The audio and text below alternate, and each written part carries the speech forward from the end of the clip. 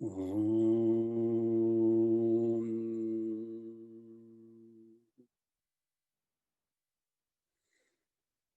शुक्लाम्बरधरं विष्णुं शशिवर्णं चतुर्भुजं प्रसन्नवदनं ध्यायेत् सर्वविघ्नोपशान्तये। ॐ सिन्दूरारुणविग्रहां त्रिनयनां माणिक्यमौलिस्फुरत्तारानायकशेखरां स्मितमुखीमापीनवक्षोरुहां पाणिभ्यां मलिपूर्णरत्नचषकं रक्तोत्पलं बिभ्रतीं सौम्यां रत्नघटस्थरक्तचरणां ध्यायेत् पराम् अम्बिकाम्। ॐ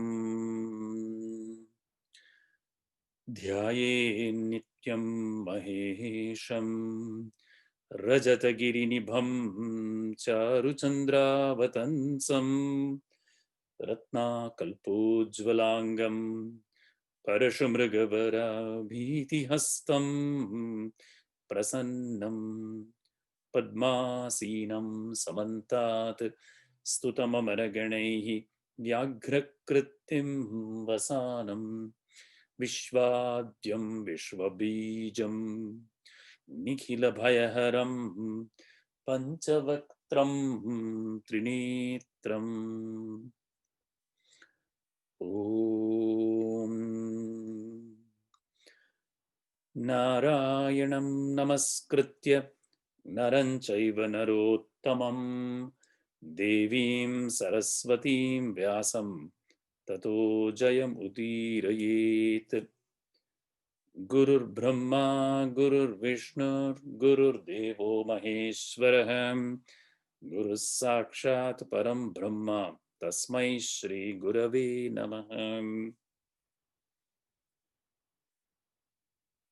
स्मृतिस्मृतिपुराणानामालयं करुणालयं नमामि भगवत्पादं शङ्करं लोकशङ्करम्।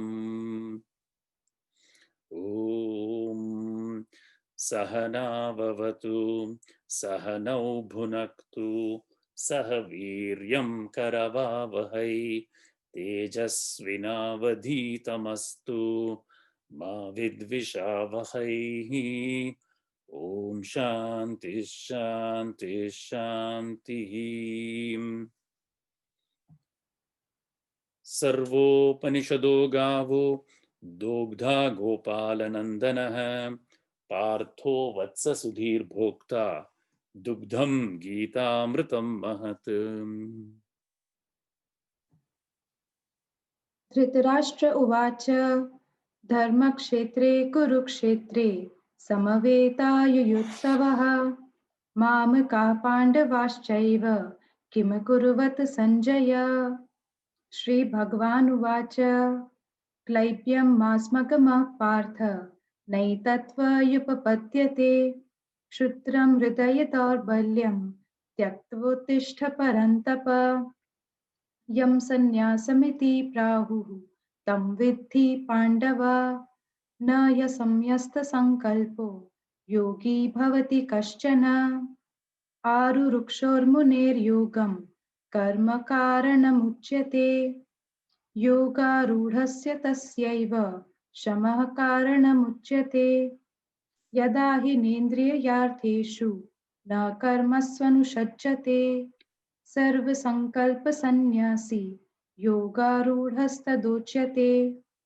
उद्धरेदात्मनात्मानं नात्मानम् अवसादयेत् आत्मैव यात्मनो बन्धुः आत्मैव रिपुरात्मनः बन्धुरात्मात्मनस्तस्य येनात्मैवात्मना जितः अनात्मनस्तु शत्रुत्वे वर्तेतात्मैव शत्रुवत्।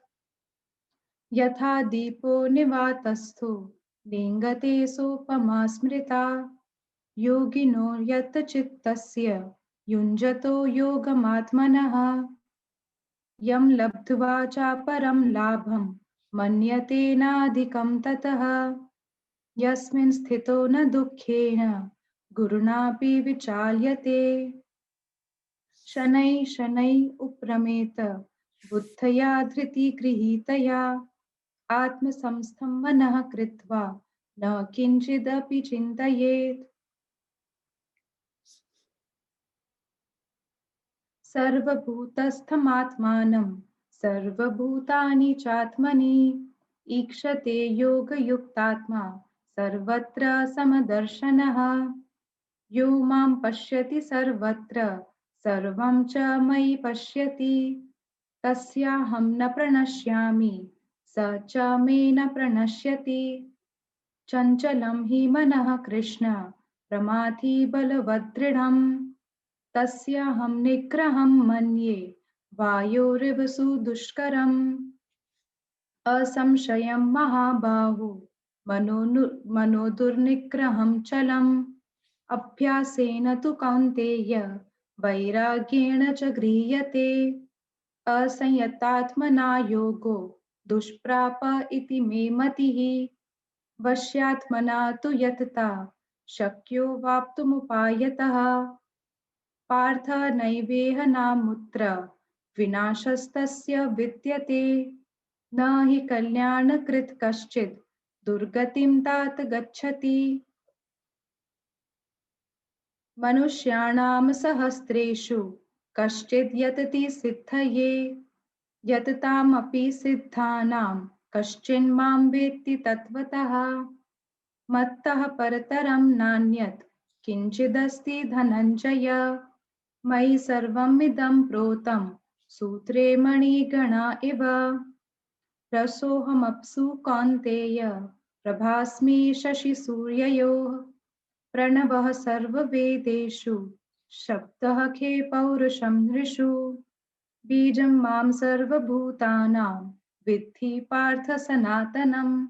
बुद्धिर्बुद्धिमतामस्मि तेजस्तेजस्विनाम् अहम्।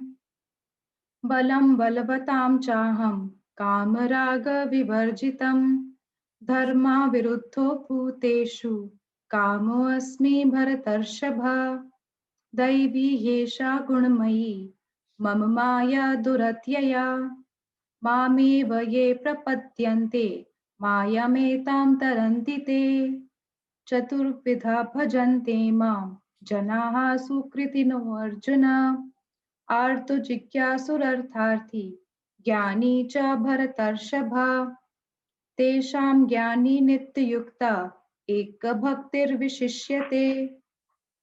प्रियो हि ज्ञानिनोत्यर्थम् अहं स च मम प्रियः। वेदाहं समतीतानि वर्तमानानि चार्जुन। भविष्याणि च भूतानि मां तु वेद न कश्चन।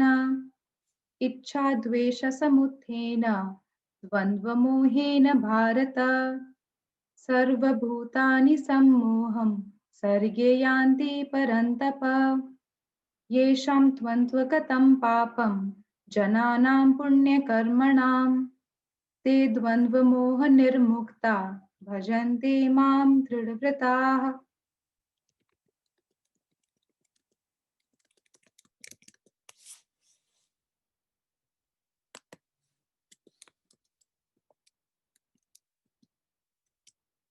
Very good. So where are we?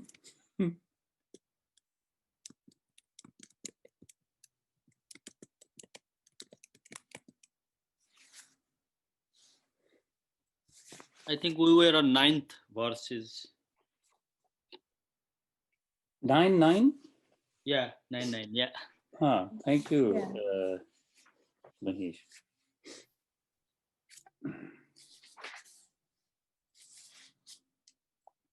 So since it's been a break, let us quickly revise. What is Bhagavan saying in the first 9 verses?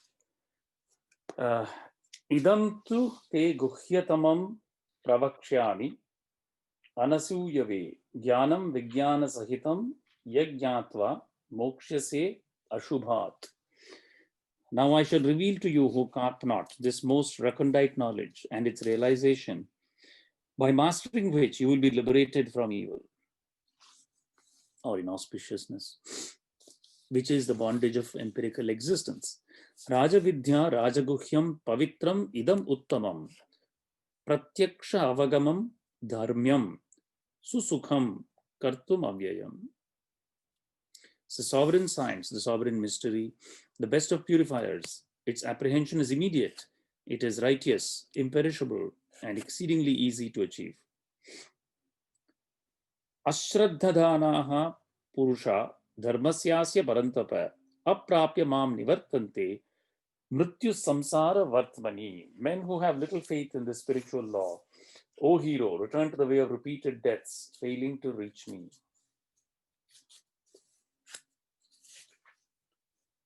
Maya tatam idam sarvam jagad avyakta murtina matsthani sarvabhutani nachaham teshu avasthitaha. Maya tatam idam. The entire world has been pervaded by me in my unmanifest form. All beings dwell in me, but I dwell not in them. Nacha matsthani bhutani pashya me yogamaishwaram. Bhuta brinna bhutastho mamatma bhuta bhavanaha. Neither do beings exist in me. Behold my sovereign yoga. Myself brings beings into existence and sustains them, yet does not dwell in them. Yatha akashasthito nityam vayuhu sarvatrago mahan tatha sarvani bhutani matsthani iti upadharaya. Just as the vast expanse of air eternally subsists in space while moving everywhere, even so know that all beings exist in me. Sarva bhutani kaunteya prakritim yanti mamikam kalpakshaye punastani kalpado visrujamyaham. All beings, Arjuna, at the end of a cycle repair to my nature. At the beginning of the next cycle, I lose them forth. Prakritim swam avashtabhya visrujami punah punaha. Bhutagramam imam kritsnam avasham prakritir vashat. Resorting again and again, I lose forth this entire multitude of bound beings, swayed by and dependent on that nature. And then 9. Nachamam tani karmani nibadhnanti dhananjaya udasin avadasinam asaktam teshu karmasu. Those actions, Arjuna, bind me not. I am, as it were, indifferent to them all, being unattached to them.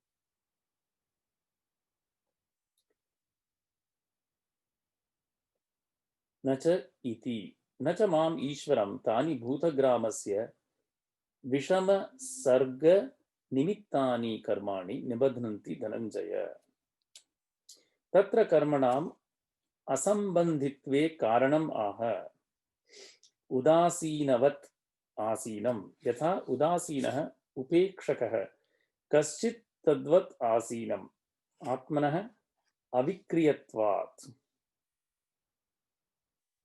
For the self is immutable. Asaktam phala asangarahitam abhimana varjitam aham karomi iti teshu karmasu. Ataha anyasyapi kartrutva abhimana abhavaha phala asangabhavascha asambandha karanam anyatha karmabhihi badhyate moodaha koshakaravat iti abhiprayaha. Like a silkworm. Probably a koshakaraha means silkworm. It creates sheets. Very nice. This is the idea. Tatra bhutagramam imam visrujami. 9:8.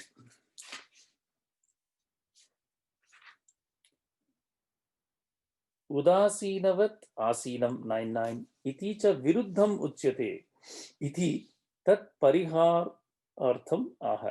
The statements, I lose forth this multitude of beings and I am indifferent, as it were, are contradictory. Actually, they are not. But to obviate this contradiction, the Lord says. So, anyway, any questions on 1 through 8 or up till 9 or 9 itself? And then we will move on. So again, Bhagavad Gita is very much like a Zen koan. it is full of opposites. And the mind is made to focus on these contradictory points, right? And it is by contemplation on these contradictory points that the mind is elevated, right? Otherwise, normal time, the mind is very bound in the senses.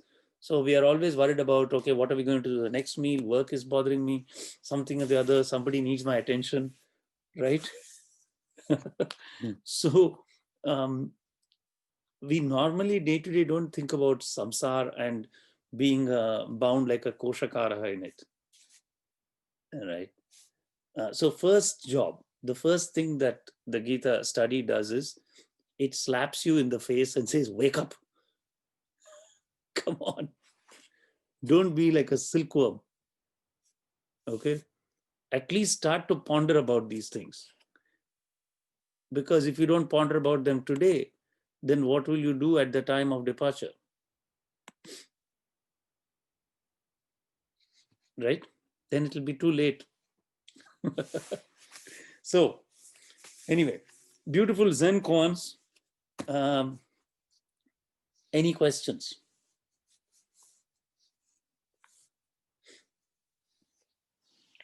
Dakshangra, I like just recall very long back you mentioned that the characteristics of Ishvara is one who is not bounded by karma. Mm-hmm. I think something similar Bhagavan is also saying here. Absolutely. I am very correct. even the whole creation I am engaged in, but I am not bound or attached into that. So it's exact parallel, very good, to the Yoga Sutra verse that says about Vishesha Purushaha Iswaraha, it goes, right? He's a special type of consciousness, untainted by the karmashaya, right? By the repository of actions. Very good, excellent connection. Yes. Any other?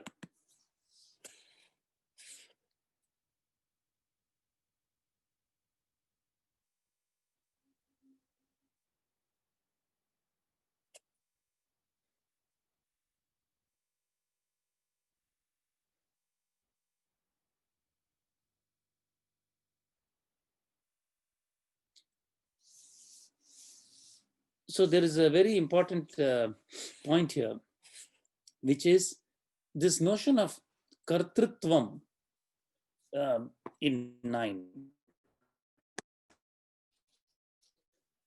It is not action that is the problem at all. That's why the contradiction is not there. There's no problem that the Lord acts or you act, right? The problem is the sense of doership, right? So what is the idea of action then? Where does action come about? From Prakriti. Prakriti kriyamanani gunaihi karmani sarvasha. As long as one is in the world of the gunas play with each other. And whether one likes it or not, one is impelled into action by those gunas. Who is the one who is impelled? The bound mind, right? But the unfettered mind can see that it is just gunas playing with the gunas, right? So once one unfetters the mind, right, then this verse makes no contradiction at all. Naturally, the Lord can do whatever he wants, right? It is his power that is the Prakriti, right? And yet he's completely unattached to it. Why is he unattached? So now, then the question may arise, okay, so yes, in Karma Yoga, we say, first thing is give up the doership, right? So the first way to give up the doership is to say, Lord, कायेन वाचा मनसेन्द्रियैर्वा बुद्ध्यात्मना वा प्रकृति स्वभावात् करोमि यद्यत् सकलं परस्मै नारायणाय इति समर्पयामि. This is all nothing but the Lord's actions. That's the first way of giving up, right? That is what you're taught. But there is another. How does the Jnani give up? Why does the Jnani give up? The Jnani gives up because the Jnani knows that nothing is happening. The insight in Samadhi is that nothing is happening. This is all a big show. And once you see that, you will have no option but to laugh at the game. Right? And that non-attachment doesn't mean not doing. That person is fully engaged in every activity. Right? Completely engaged. Not disengaged. Not pushing away anything. Right? With wisdom, embracing all actions that have to be done. Right? If one is a cog in the wheel, you have to serve the purpose of the cog in the wheel. Right? If the cog doesn't stay in the wheel won't move. Right? So one must understand, what wheel am I a cog in first? Right? Correct? Right? When that understanding comes, then naturally the cog will play its part. Everything plays its part in the cosmic dance. Right? Everything plays a part. Sun rises, birds fly home in the evening. Right? They don't have any doubt. As far as I know, they don't have ahankara also. So it's peculiarly human problem. So, but anyway, still human life is considered higher. One cannot contradict the Guru, right? Jantunam, etc. It is the highest life. So obviously there must be some hope. Otherwise, otherwise it would be hopeless. So undoubtedly there is hope. There is much joy. Also, remember the, what was it? Was it 0.1 petabliss in the reckoning? Huh? Right? I did the calculation, 100 times, 100 times, 100 times, 100 times, 100 times. So we should not lose sight of that. Okay, very good. So with that hope and joy in mind, who is going to read 10? I'll read. Please. मयाध्यक्षेण प्रकृतिः सूयते सचराचरम् हेतुनानेन कौन्तेय जगद्विपरिवर्तते. Very nice. Maya adhyakshena. Ah, beautiful. Due to me, the supervisor, instrumental case. Prakritihi, nature. Suyate, gives birth. Chara, achara, right? Chara is mobile, achara, immobile. To all that. This is very important because in the path of yoga and tantra, when one goes through the experientially through the 7 Mahavakyas, there will doubt will arise. How can consciousness become all this, like, plastic object, or right, this computer, etc. Right? But Bhagavan assures you, both the mobile and the immobile, don't worry about it. Right? There is nothing beyond his power. Correct? If you accept that there is a God, there are 3 qualities of God you must accept. Omnipresence. God is everywhere. Omniscience. God knows everything. Right? And then, furthermore, immanence and transcendence. Right? Simultaneously in and part of everything and beyond everything. Right? So, some things out of God's purview. You can't do that. Okay? Then don't say I believe in God. Right? It's internally inconsistent. But we do it all the time because that's the way our mind is. Right?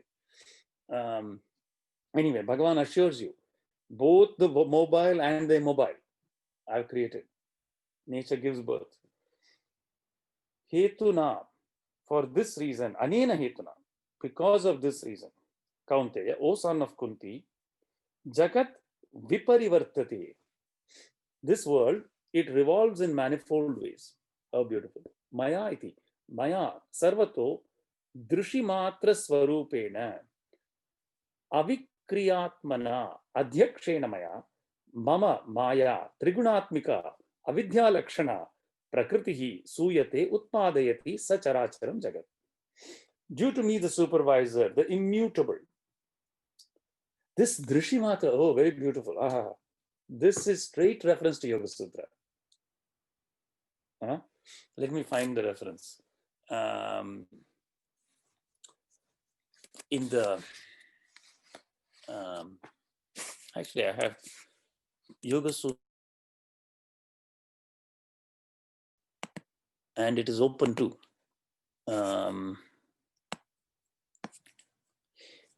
You see, in the Yoga Sutra, there is a very important distinction made between Drig and Drishya.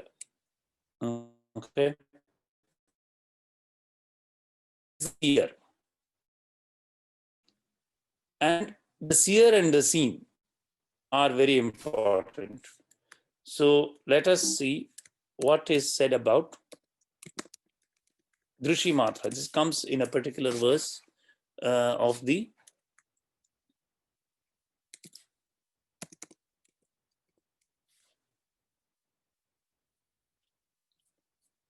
okay. This is an old PDF which is a little hard to search. Okay. So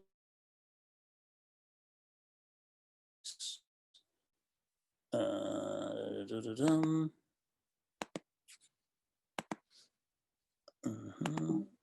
one. So first one thing, let us refer Yoga Sutra verse 2.6. Drig darshana shaktyor ekatmata iva asmita. Asmita is one of the kleshas. Drig and darshana shakti is Drig, the seer. Darshana shakti is the power of seeing.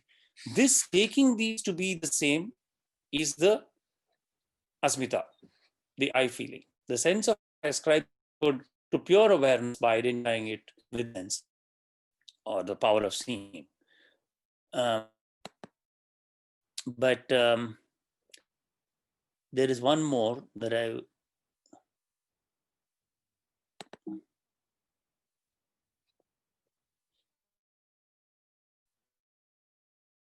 will come pratyaya anupashya. Yes, this one.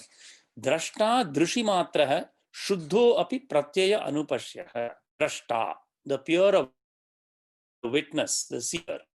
Drishimatraha, just seeing itself. It appears to be living mind. Drashta drishimatraha shuddha api pratyaya anupashya. This is the verse. So recall Shankaracharya saying here, Drishimatara Swarupena. See, Bhagavan is so deeply Shruti Smriti Purananam, Alayam. Whatever he picks, it will be like an arrow on the target, right? And so one has to be very careful to watch out for his wording. The wording in the commentary is very, very specific, right? And when one has read the other things, then immediately the connections, they go fire off, like the neurons connecting, right? This Drishimatara word is very specific. It comes from the Yoga Sutra. So there he says, Maya Sarvato Drishimatara Swarupen. So again, the immutable, whose essence is pure perception. There's the same point there. So if you have a chance, you can refer back to Yoga Sutra 220, chapter 2, verse 20. Drashta Drishimatara Shuddho api pratyaya anupashya. So, due to me, the supervisor, the immutable, whose essence is pure perception, my Maya. Remember, we said that Drig and Darshana Shakti. Remember that? That Darshana Shakti is this Maya. Correct? It is my Maya. What is its constituents? Drishma Avikriyatmana Adhyakshena Maya Mama Maya Trigunatmika, composed of the three gunas, Sattva, Rajas, Tamas. Avidya Lakshana, of the nature of nescience, because straight away it has been said that which is avidya to the Jivatma is Maya to the Paramatma. Right? And it is just this composed of the three gunas.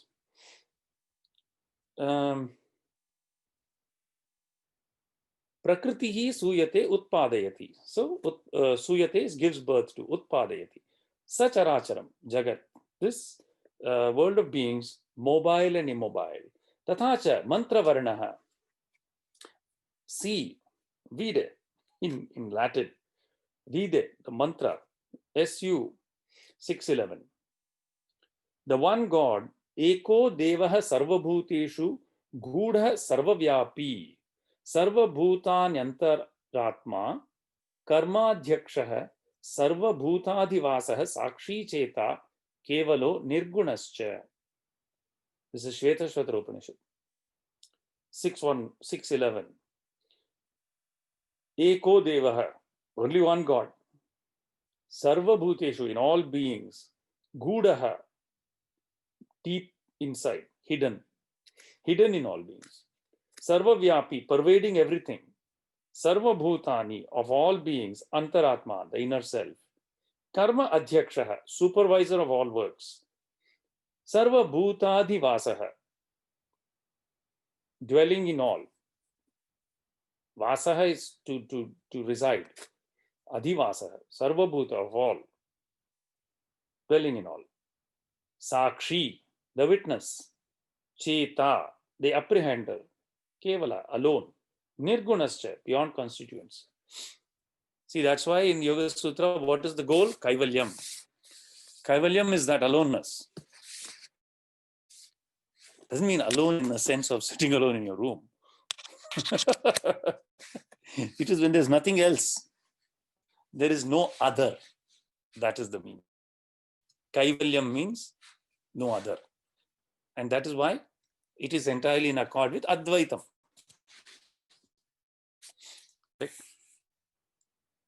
Okay, now Bhagavan goes on. Kshimatrena hetuna nityanena adhyakshena kaunteya. Due to this reason, that is, my stand evolves in all its states. Jagat sacharacharam vyakta avyaktatmakam, both in the manifested and unmanifested. Here, that doesn't say exactly. Vyakta avyaktatmakam viparivartate sarva avasthasu. Viparivartate, it revolves in all the avasthas. Jagrat, Swapna, Sushupti avastha, right? Having as their substratum the Turiya avastha. So you remember, I think long ago we talked about the correlates of that being Vishwa, Taijasa, Prajna, correct?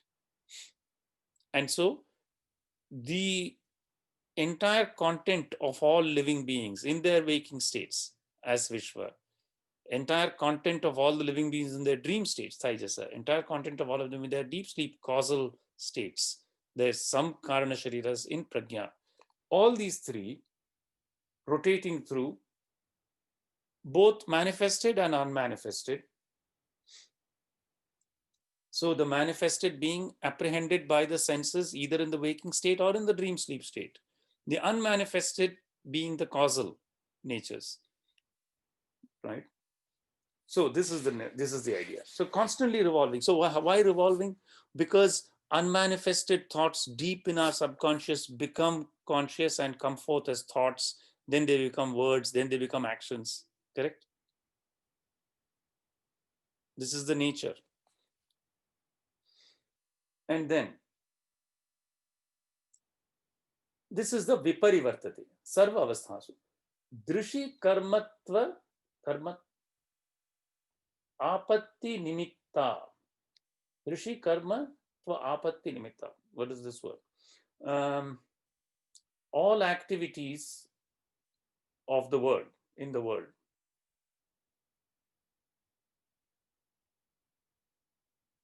Contents of propositions like Hi Jagatah Sarva Pravrittihi.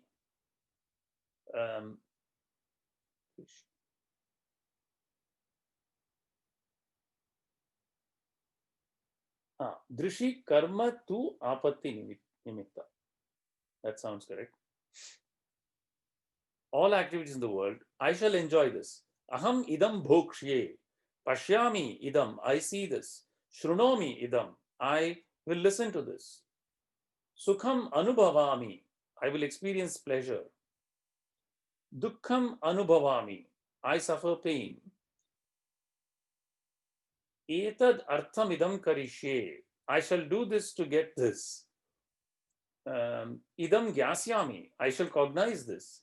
Iti adya avagati nishtha avagatyavasanaiva. And so forth, consist of and culminate in knowledge only. Iti adya avagati nishtha avagati vasanaiva.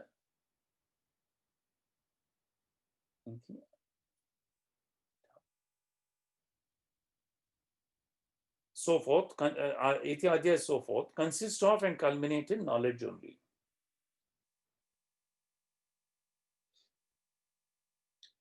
Yo asya adhyakshah parame vyoman.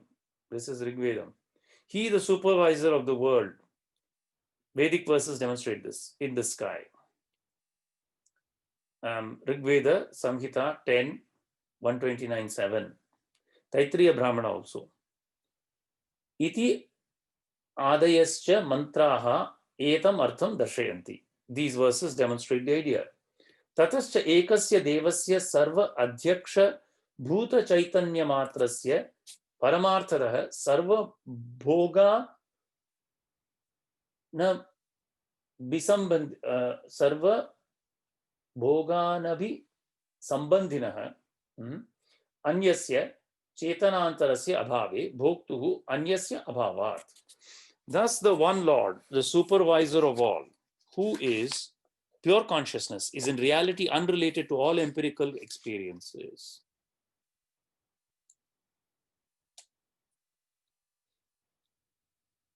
Kim nimitta iyam srishtihi ityatra prashna prativachane anupapanne ko adha veda ka iha pravochat kutam ajata kuta iyam visrishtihi. Again, Rigveda Samhita 10.129.6. Taittiriya Brahmana again. Ityadi mantra varnebhya. So let us see what that translation here is. In the absence of any other conscious being, there is no other experiencer. So it is unreasonable to ask why there is this variegated creation or offer an answer. See, who knows in fact who has ever elucidated here why and whence this variegated creation has come into being? The Lord also elucidates this. Darshitam cha Bhagavata. Earlier it came in the Bhagavad Gita itself. Ajnanena avritam jnanam tena mukhyanti jantavaha. I think the first part of this comes nadatte kasyachit papam and sukritino janaha. The Lord does not accept either your virtuous actions or your sins. Nadatte kasyachit papam. Ajnanena avritam jnanam. Knowledge is shrouded in ignorance. Therefore, people are deluded. This was 525, right? Is that right? 5:15. 515. Yeah. Nadatte kaschid. That's the one, right? I think so. 13. Nadatte kasyachit papam nachaiva sukritam vibhuhu.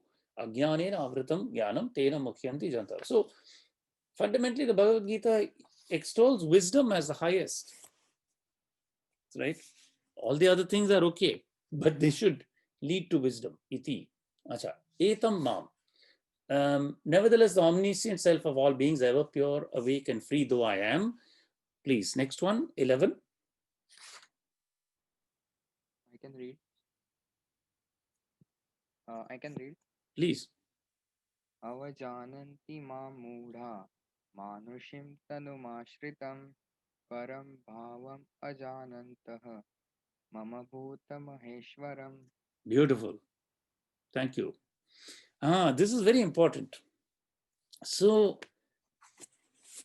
you know, the saying goes that Arjuna, after listening to entire Bhagavad Gita, went back into the chariot And then when he went home, he expected Krishna to open the chariot door for him as his Sarathi. This is truly the horrific nature of ignorance.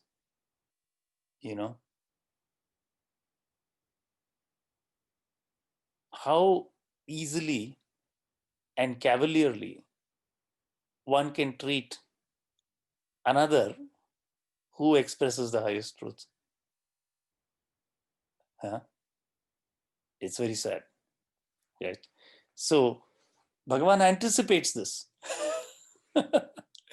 He says, Avajananti mam mudha, fools deride me. Mudhaha, plural, fools. Avajananti, they show contempt and aversion. Avagyam paribhavam kurvanti. Manushim, because I have assumed a human form. Tanum, this human body. Ashritam, residing in this human body. Param bhavam ajanantaha, they don't know my transcendent status. Mama bhuta maheshwaram, as the great Lord of all beings.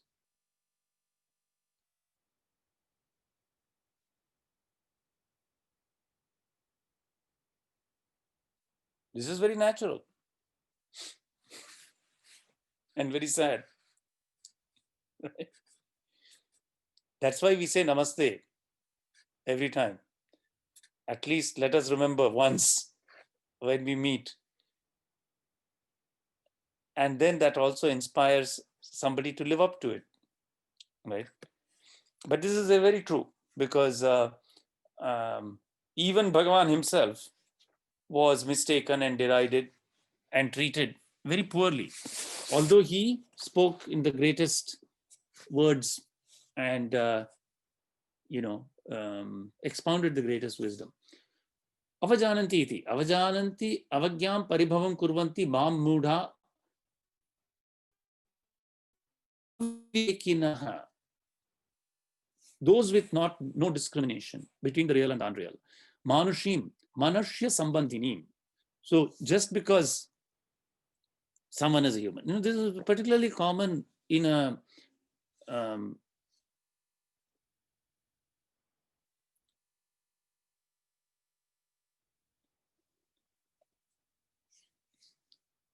I'll give you an example in terms of a parable. Once upon a time, in the ocean, there was a kind of a trench area where different marine creatures were living. Crabs, lobsters, and other kinds of creatures. Now, this area was subjected to a lot of waves, turmoil, predators. It is a pretty unpleasant place. Okay.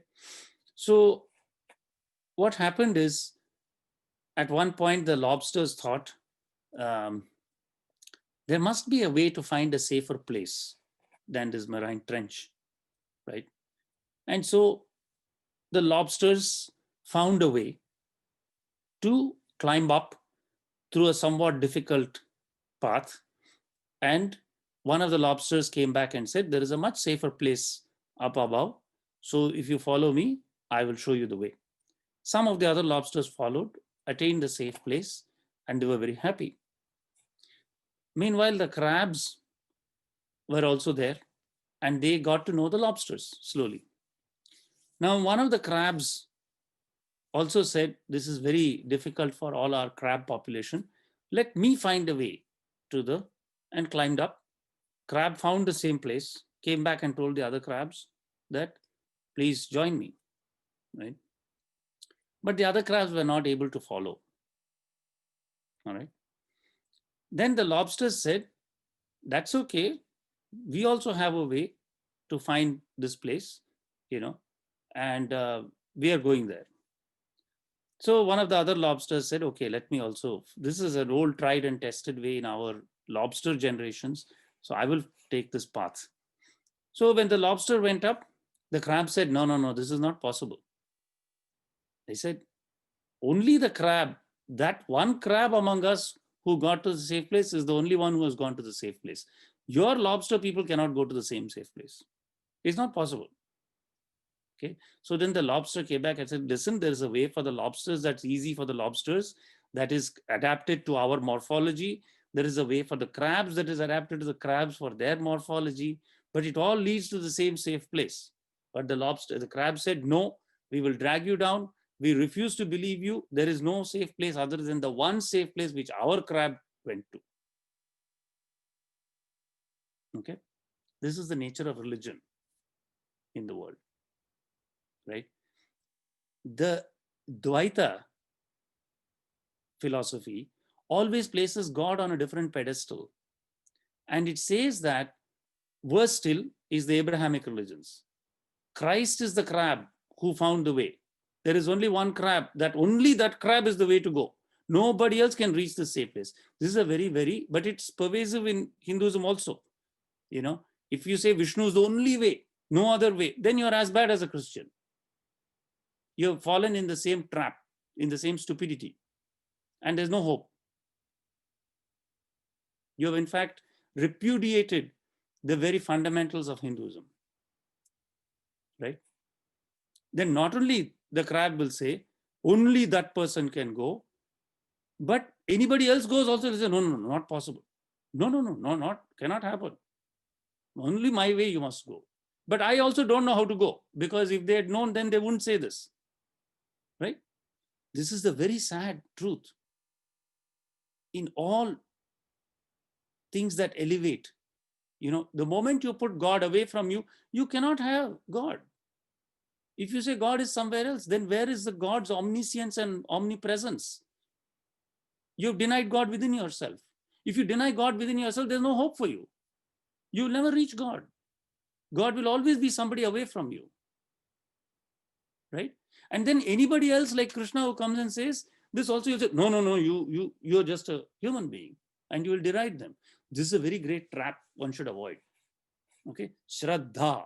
So the point of the Guru is, the Gurus came in human form and showed you. You don't need more than one Shankaracharya. How many do you need? Do you want then? But God is abundant. He also sent you Ramakrishna, who found not only through one way. He said, I can go by the crab's way, I can go by the lobster's way also. I can even go by the way of the sea anemones. What more do you want? And he said, they all lead to the same safe place, right? So why don't you follow the one in which you were born, right? Or you take Bhagavan Sri Ramana, right? How much more evidence do we need? No, you don't need more evidence. You need to practice. That's the point. Enough talking, enough listening, enough deriding others, enough denying others, enough of all that. Just practice. You have a path, practice it to the 100%. Give it 100%, then talk. This is my advice. You know, the rest of it is irrelevant, correct? You have been graced with enough heritage, enough whatever you are, Christian, Hindu, Muslim, Buddhist, whatever. You have been given what you need. But you must follow that path to its logical end, then talk. And then when the people talk, they talk wisely. They say that, yes, all the paths lead to the same safe place. Different paths are suited to different morphologies of you marine animals. But there are some superbly gifted, like Sri Ramakrishna, who can take any path, right? But you don't need to take every path. You need to take only one path, right?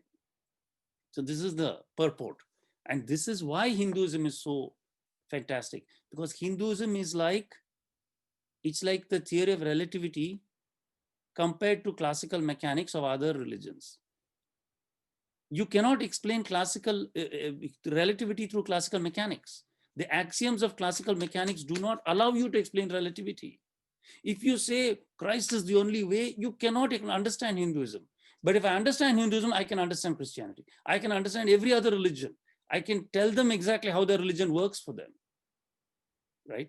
That is the power of Hinduism, provided we actually honor it, right? If we also fall in the same trap,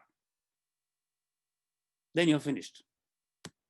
Then you're no better than anyone else, right? This is the great challenge of Hinduism also. Hinduism will challenge us. Every day it will challenge you. It will challenge your openness. It will challenge your true understanding, right? But that's the beauty of it. It's not a bozo religion where you pay $10 to somebody and say, go say my prayers for me. No, no, no, no, no. Not the real Hinduism, right? It will every day prod you. Did you do your part? Did you find the truth? This is what Bhagavan is saying. And then you should never deride, the one who says. Of course, that is not to say that there are several charlatans also. Unfortunately, in Kali Yuga, there are several charlatans, more by the million. Okay, so one has to have discrimination. But Bhagavan was very clear here. He said, avivekinaha, right? Look at the translation. Again and again, the sheer brilliance of the logic. He says, avivekinaha. Those who don't have discrimination are the ones who deride, right? So either you must cultivate discrimination or you follow the discrimination of those whom you trust, right? So of the three great gurus I named, in them there is no blemish. There is no charlatanism there. That's the truth, correct? So when one has the discrimination, one knows where the gold is. The gold is in the three gurus. There is no doubt about it, right? Others, well, that can speak themselves, correct? But as I said, you don't even need three gurus. You need only one of them, right? One is enough, correct? So, but there is an abundance. And there will be maybe more than three also, which is not to say that, one cannot see that. Slowly, as Dattatreya pointed out, he had 24 gurus, including ants and things like that, right? Because his mind opened up, right? When the guru channel is open so widely, you can take that thing selectively through discrimination from anyone, right? That's an advanced state. But at least we should take it from the three great gurus. Then, Param Prakrishtam Bhavam, Param Atma Tattvam, Akasha Kalpam. That they know nothing about my transcendent, exalted status, the truth of the Supreme Self, immense like space and subtler than it. I am the great Lord of all things. Sarvabhutanam Mahantam Ishwaram Swam Atmanam, their very self. Therefore, are those unfortunate ones smitten by their attitude of contempt towards me? Tatascha tasya mama avagya bhavena anahataha varakaha te. Are those, how? So he says, how are those who deride Sri Krishna in the human body? How are they? What is their state? So let us read 12 and maybe that will be a good point too. I can go. Please. Mogha sa mogha karmano mogha jnana vichetasah rakshasi masur rim chaiva prakritim mohinim sritaha. Beautiful. Mogha asha, futile are their desires. Mogha karmana, futile are their works. Karmana. Mogha jnana, and futile their cognitions. Vichetasaha, they are mindless. Rakshasim, they have resorted to the delusive nature of Rakshasas, monsters. Asurim chaiva, Prakritim, Mohinim sritaha. Right? They're Mohinim Prakritim, those delusive natures. They have resorted to them, sritaha. So therefore, when one reads the nectar-like words of the Bhagavad Gita, immediately one can have no doubt. I told you this. There is no human being who can write this, okay? The wisdom and the depth that is conveyed in this is divine. It may come through a human form. It may come through a human voice. It may come in a human language. But the height of the thought expression is beyond human. It is not human, right? It is divine. And so therefore, in fact, in our tradition, it is such a great thing that even somebody who reads it is considered at that instant divine, right? Because they're saying the words, right? What then to say of the one who actually said it in the first place, right? So therefore, Shraddha, reading the Gita will Krishna, right? In his clarity, psychology, his psychiatry, understanding of everything, and the beauty of the verse itself. So, any questions up to 12?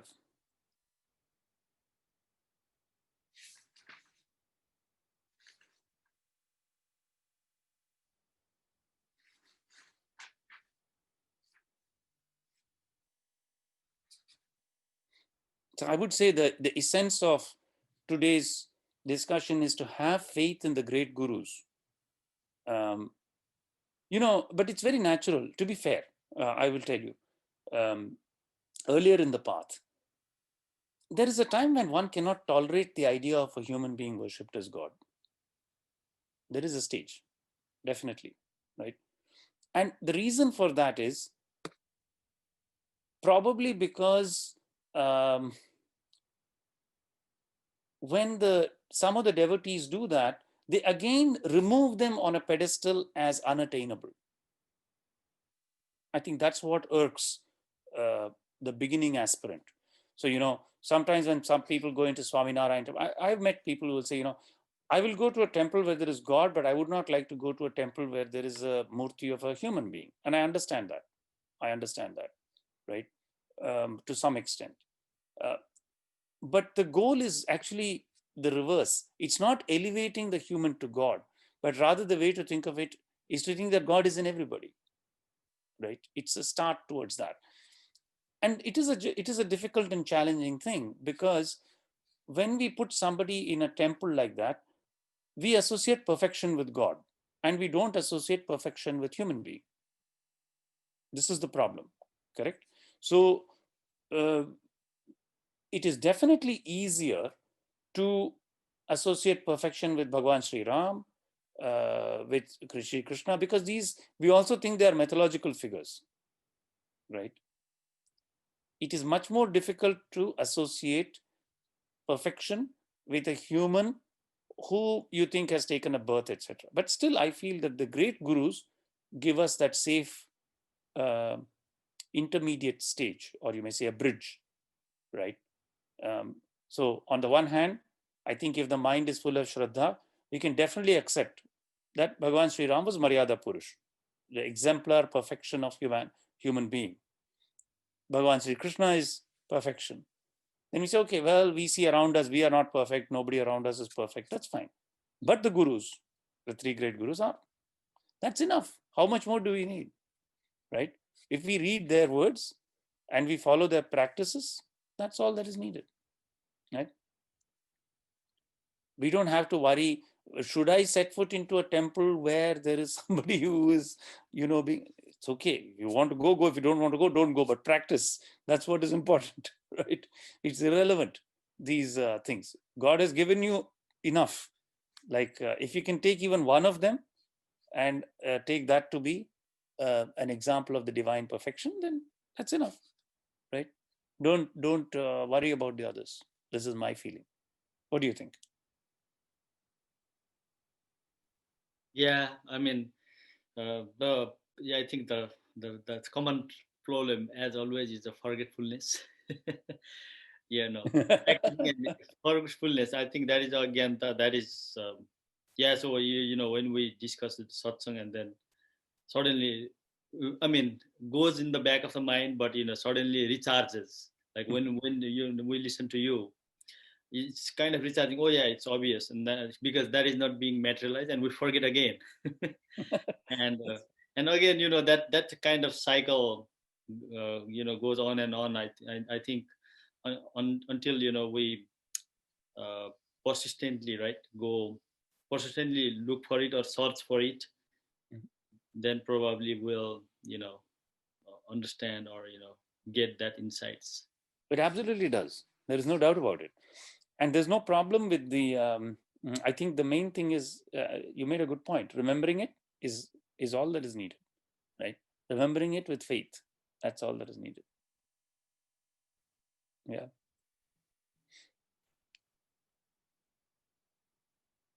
Professor, I'm again confused on some of these points where we are talking about identifying God. And then we are saying that everybody other person is basically has a form of God, right? Mhm. And then we are saying no, there are few things which we have to stay away of on that, because they don't represent the right thing. Very good, very good, very good. Because in the last verse, right? Yeah. The Asuri Bhav. Very astute. Good question. Yeah, that's very true. Yes. So very good point. So how to explain this? Um,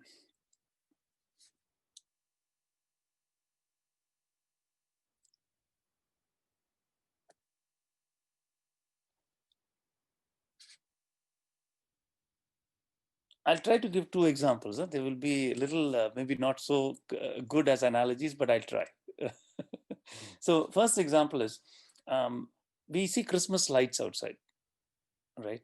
And so same electricity flows through all the lights, and all the lights usually work. You test them at the store before buying it, right? But as life has it, whenever you hang them up, one or two will always go out, right? That is the why. Something faulty.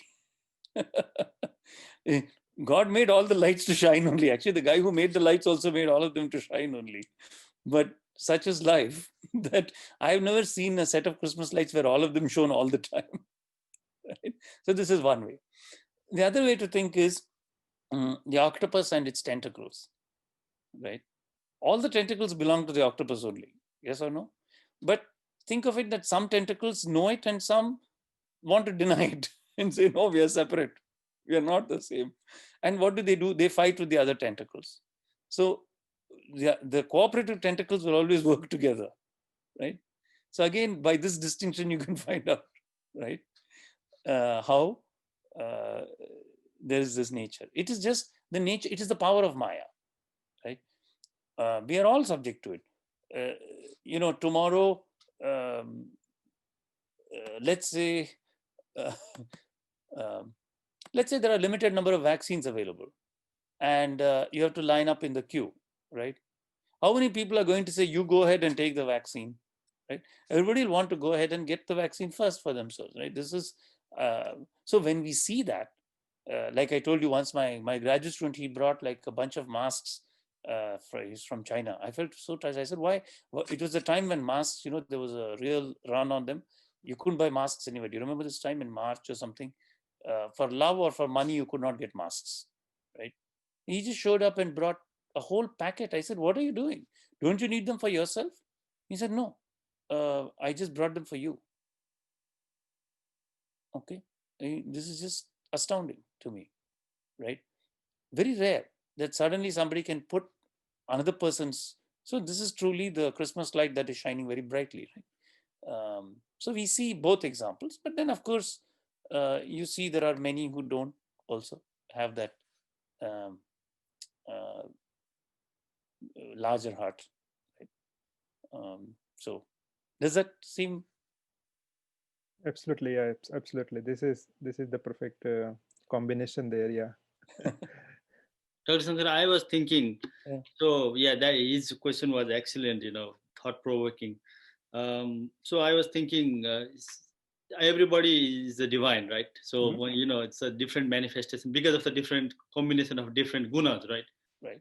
So we kind of tend to follow, or try to associate with a sattvic, right, as much as we can, so that that will elevate quicker.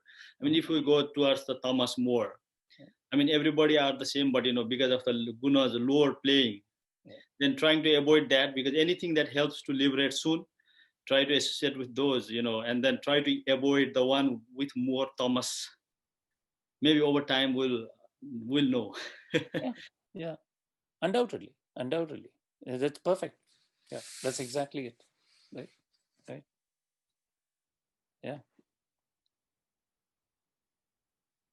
Very nice question. Thank you. You're a very keen follower, Durgesh ji. Thank you.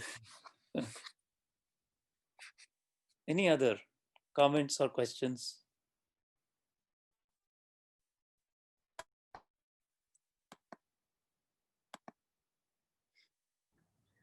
So I have a question on the commentary of Shankaracharya. In the 10th verse, Shankaracharya is saying that, like, so it is unreasonable to ask why there is creation. Mhm. I actually don't, to be honest, I don't follow the logic, like why, like how does he arrive at that? Okay.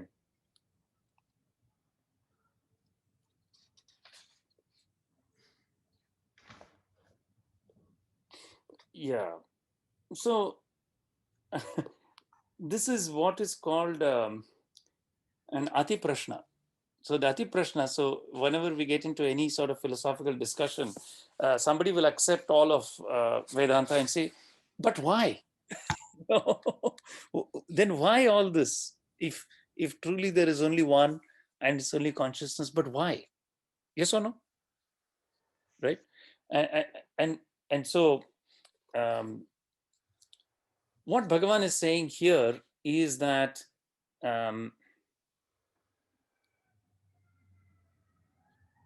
he's saying that there are certain things that can be apprehended intellectually. And in the very last stage of sadhana, it's experiential. Do you see what I'm trying to say? Right? Now, he's not saying that, he's not trying to hide behind that experience and saying that, yes, you must get there. But he's saying that also on a logical sense, if one sees creation, so to speak, there must be a conscious entity. Otherwise, who is there who sees? Right? So there must be at least one conscious entity, right? And so that is the logic by which he's saying, so it is in the absence of any other conscious being, there is no experiencer. So if there is an experience, at least there must be one. You cannot deny the one. And actually, this is the exact refutation of Shunyavada in Buddhism, right? It cannot be Asat at the end, because then who is the one who says there is Asat? There must be someone who says there is nothing. Then that means there is somebody, right? So our thing is always, there is an Atma. It is not Shunyavada, it is not zero, right? And that one is the all that is described. The Adhyaksha, supervisor, right? Phaladata, Ishvara, the Lord. Right?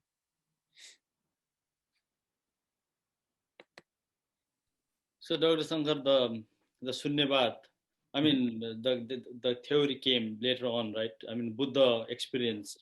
He was, let's say, a crab, right? Lobster.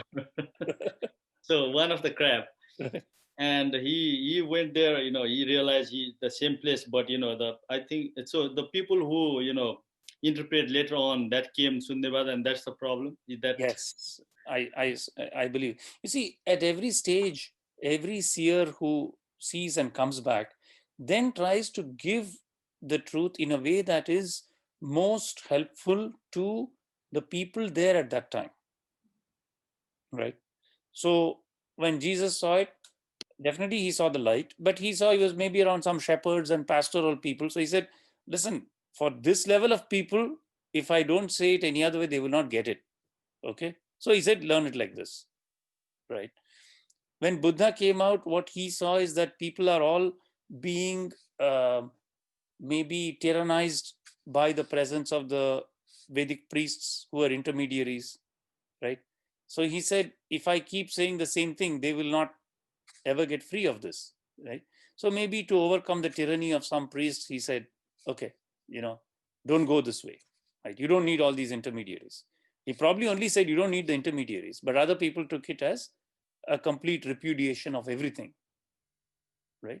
So then, of course, when Bhagavan Shankaracharya came, he realized, oh my God, if for the sake of a few million here, if hundreds of millions faith is going to be uprooted, this will not be good, right? So again, with the Sarva Bhuta Hite Rataha, with the genuine, desireless um, um, intent of benefiting a large number of people, all creation. That is how the rishis and gurus try to explain the truth, right? But you're right. We don't have actually the direct words of Buddha about Shunyavad. We don't, as far as I know, right? But there is definitely a school of it, which at least Bhagavan Shankaracharya set out to repudiate and refute, right? Because when we uproot the faith of millions of people in something, that's very dangerous, right? There will be large-scale social strife, right? Bharat, as we know, till today would not have survived. No other country would have survived the kind of things that Indians have survived and yet been so calm. You know, here with a slight perceived income inequality, the country is burning in 4 years. India, how many centuries of much greater hardship people have seen? People have 1,000th. And yet, what is it that keeps them so calm and sweet and helpful? So many poor people, oppressed so horribly. Nothing other than this. And yet, we somehow think India is very backward. No, it's not. It's only, if what has happened to India had happened to the rest of the world, it would be in flames. We would be burning by now. There would be no earth. I'm telling you this. This is the great thing of the rishis. That's what they did for us. They said, follow these things, even great hardship, you will survive, right? So when I see people, poor people in India, people of faith, I'm ready to fall at their feet because I could not survive what they have survived. Honestly, could not. You know, with such dignity, with such sweetness, having nothing, they still offer, they still smile. Impossible. Impossible without that kind of faith. Don't you think? Yes, sir. That's right. Yeah. Here, look how people are screaming in 4 years. Nothing has happened really on the scale. But promptly you elect a despot and you're willing to burn everything to the ground. But that is because they did not, there is also compassion because they didn't have the benefit of the rishis. Right? Sanatana Dharma was not established. Spiritual heart of the world is India. Bharat is the spiritual heart of the world. No doubt about this. So we are very privileged in that sense. Even though many people don't think, even now people look at India and think, oh, it is backward. No, no, no. We are very privileged. But we must, for our part, we have to take that wisdom and transform it as best as we can, as all of you are doing through satsang, and as many other Hindu groups are doing through activities, strengthening the faith, bringing it out in practical ways also, not just in faith, not just in spiritual, but in, you know, being at the top in every way, and again in a sustainable way so that the whole world can benefit. That is the goal, right? That was the original intent of the rishis. And many of you are doing it very beautifully through your own activities. That's why it's a beautiful satsang.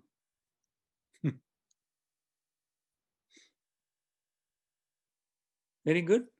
Any further? Or shall we say our farewell mantra? Okay.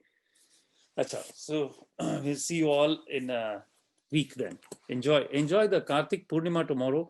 Very delightful for meditation, and looking forward to seeing you all in a week. Om